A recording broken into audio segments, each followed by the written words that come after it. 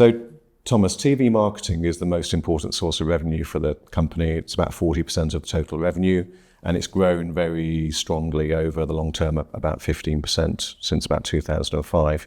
Could you talk about how the Bundesliga compares with other European leagues, where the opportunity is for the Bundesliga in terms of its rights, and equally, is there something which hinders the Bundesliga getting to where the other leagues are? Well, the Bundesliga realizes for their national broadcasting about 1.2 billion a year, which is,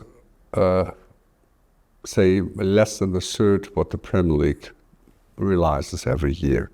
And this is hard for our competitiveness in the international market, especially in the Champions League, where the last in the British Premier League earns more broadcasting from the national broadcasters than the first in the German league. And so we have not so much money to compete on the international transfer market. This is a real problem for us. We cannot buy the big stars. And the more big stars you have in your league, the more are you attractive for international audience.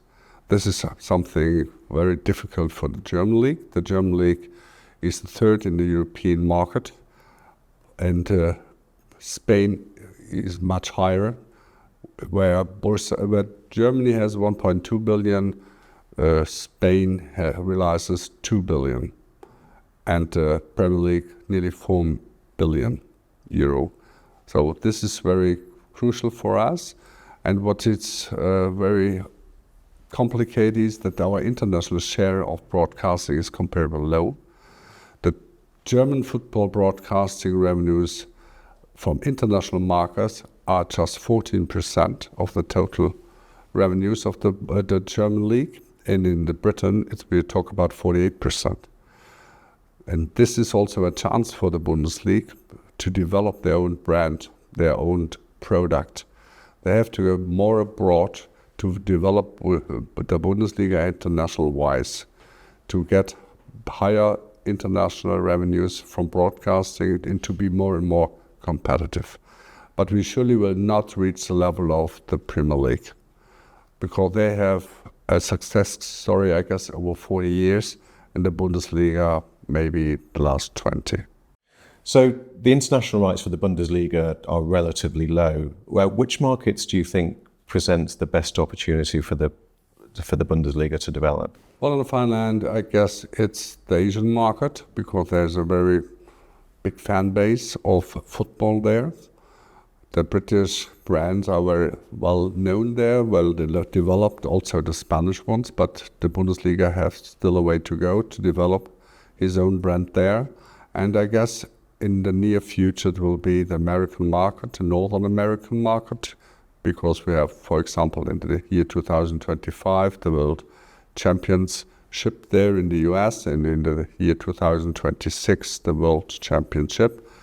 And the Latin market is very interesting, though those are the major target markets for international broadcasting for the Bundesliga, I guess.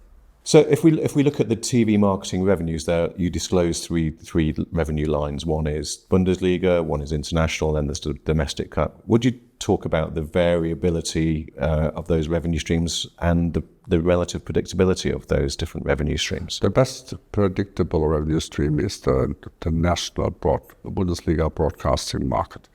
That revenues can be predicted for the total next season without problem.